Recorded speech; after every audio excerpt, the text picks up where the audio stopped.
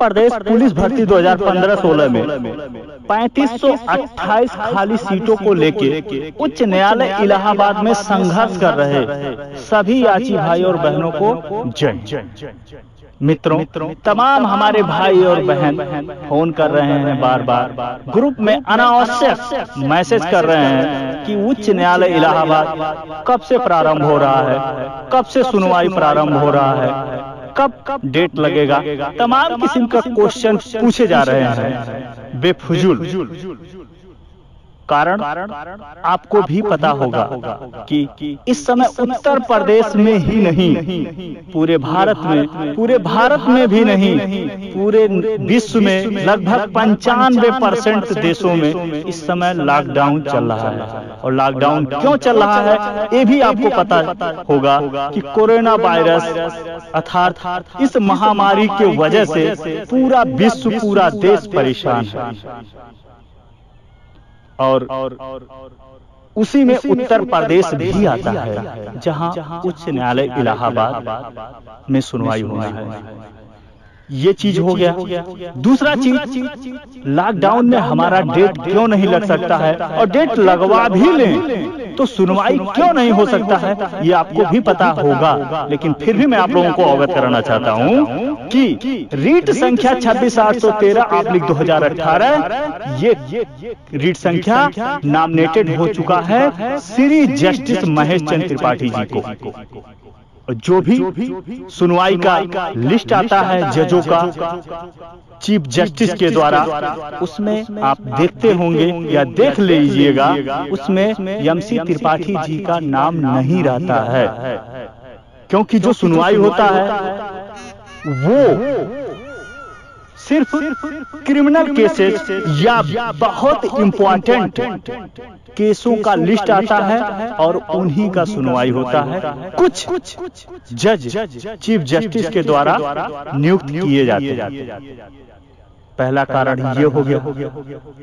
दूसरा कारण, हम मान लेते हैं, कोशिश ही करें, प्रयास करें किसी तरह इम्पोर्टेंट मुद्दा बना के चीफ जस्टिस के यहाँ एप्लीकेशन देके या किसी तरह कोशिश करके, जो संभव नहीं है लेकिन फिर भी हम कोशिश करें, इस कोशिश में सफल भी हो जाते हैं, डेट भी लगवा लेते हैं, तो क्या बहस हो जाएगा?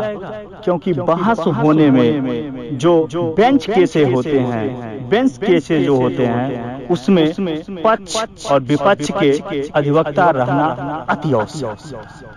उस केस का सुनवाई ड्राफ्टिंग और नेचर की वजह से, केस के नेचर की वजह से नहीं फैसला दे सकते हैं जस्टिस। पहली बात तो हमारा केस जो है वो नॉमिनेटेड हो चुका है।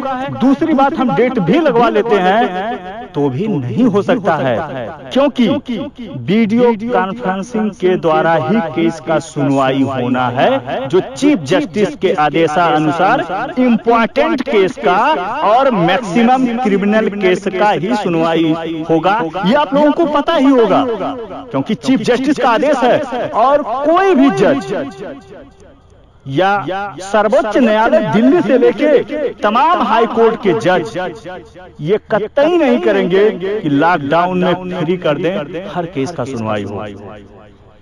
मेरे भाई, ये आप लोगों को पता ही होगा, क्योंकि न्यायालय एक गरिमा होता है, उनको सारी चीजें पता है।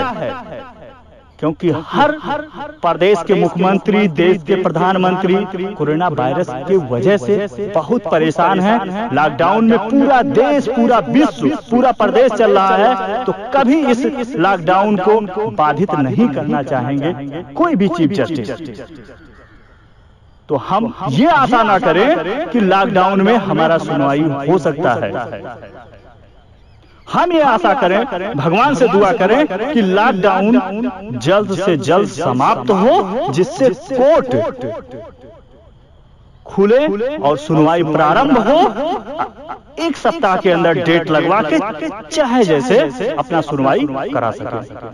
मित्रों, आप लोगों से ज्यादा हमको खुद परेशान होना पड़ रहा है, क्योंकि हमारी जवाबदेही होती है। तमाम हमारे भाई और बहनों को जब फोन आता है उनको समझाना होता है, बताना होता है, और खुद इतना कोशिश किया गया है, इतना संघर्ष किया गया है, इस स्थिति तक केस लाया गया है, हम जीत के 99% करीब आ चुके हैं। तो केस के साथ कोई खिलवाड़ नहीं करना है, ये भी हमको ध्यान देना है, क्योंकि डिसीजन तो आना तय है। ये तो हम नहीं, पूरा प्रदेश जानता है। जो भी रुचि रखता होगा उत्तर प्रदेश पुलिस में, जो भी उत्तर प्रदेश पुलिस भर्ती 2015-16 का कैंडिडेट होगा, वो सबको पता है कि ऑर्डर आना तय है, क्योंकि 3528 सीट कंफर्म है, वैकेंसी कैरी फॉरवर्ड होगा नहीं, ये ऑर्डर आ चुका है। तो हर हाल में एक ही बात में डिसाइड होना केस।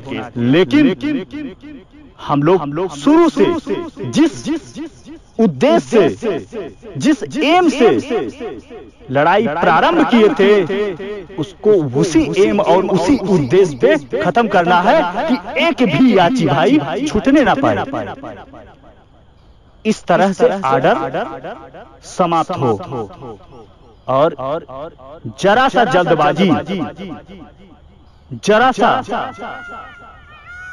किसी प्रकार का हम अपने केस में लापरवाही करते हैं तो सकारात्मक के बजाय नकारात्मक रिजल्ट भी आ सकता है।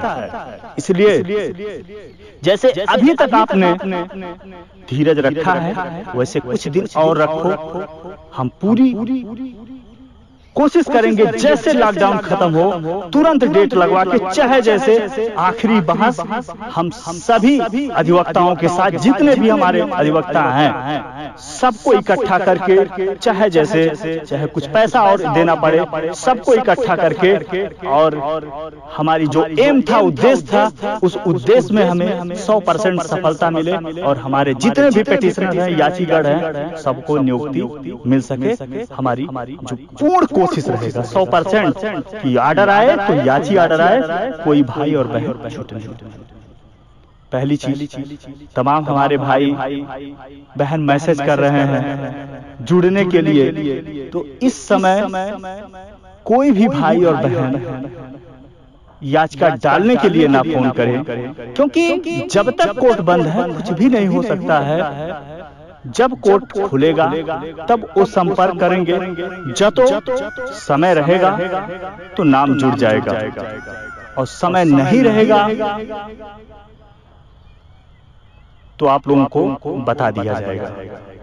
क्योंकि केस के साथ कोई खिलवाड़ नहीं किया जा सकता है, क्योंकि इसमें 2015 मेरिट भर्ती के ही भविष्य का सवाल नहीं है। इसमें 2018, 2019 में जो भी सीटें खाली हुए हैं या होंगे, उनके भी भविष्य का सवाल है, और उनका भी भविष्य रीट संख्या 26/813/2018 पे भी टिका है।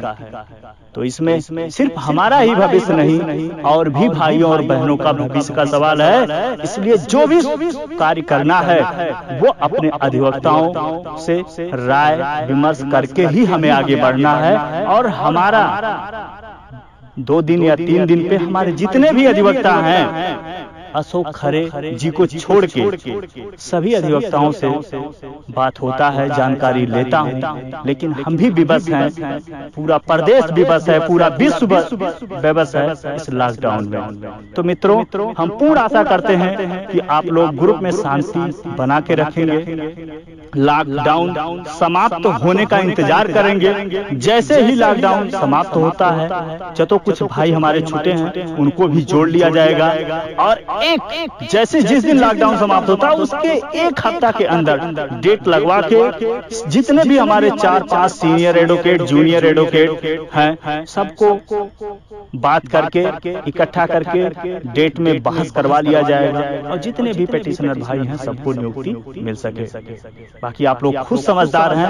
और दूसरी बात, अनावश्यक ग्रुपों में आप लोग मैसेज ना करिए, क्योंकि आज के बाद जो भी भाई हमारे टीम के द्वारा रिमूव होगा, उसे जब तक लॉकडाउन समाप्त नहीं हो जाएगा तब तक जोड़ा नहीं जाएगा ग्रुप में। तो इस बात को भी आप ध्यान में रखिएगा, अन्यथा मत लीजिएगा।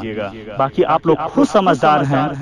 बाकी कोई भी अपडेट रहेगा तुरंत आप लोगों को अपडेट किया जाएगा, और कोई भी जानकारी रहेगा तुरंत बताया भी जाता है पहले से, और अब भी या तो कोई आवश्यकता पड़ेगा तुरंत आप लोगों को अपडेट कराया जाएगा। हमें आपके भविष्य से खिलवाड़ नहीं करना है, ना अपने ना आपके, और खुद हमको वर्दी लेना है, और हमारे जितने भी भाई हम पे विश्वास किए हैं, हमसे जुड़े हैं, सबको वर्दी दिला के रहना है। हर हाल में मिलेगा, आपका हक भी है और आपका हक मिलेगा। सत्य हमेशा जीतता है, कभी पराजित नहीं होता है। कठिनाइयां जरूर होता है मित्रों। ये तो कोरोना वायरस, ये महामारी ना आया होता तो शायद अब तक हम लोगों का DBPST मेडिकल प्रारंभ हो गया होता। लेकिन ये हमारा आपका दुर्भाग्य है जो ये महामारी बीच में आके अड़ंगा फैला दिया। लेकिन इसमें हमारा आपका कोई बस नहीं है।